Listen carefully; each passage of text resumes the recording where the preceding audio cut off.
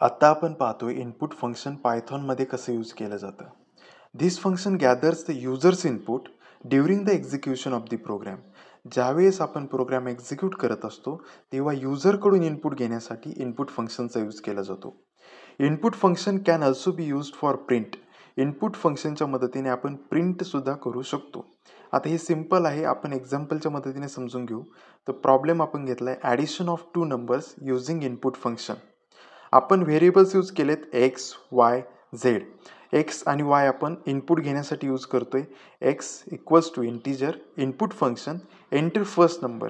इथे युजर आपला first number enter करणार आहे. Y equals to int input enter second number. इथे युजर आपला सेकंड नंबर एंटर करणार आहे. ज्यावेळेस युजर हे दोन्ही नंबर एंटर करेल त्यावेळेस आपण त्यांचे ॲडिशन करतोय z equals to x plus y आणि ते आपण प्रिंट करतोय. Print addition is Z.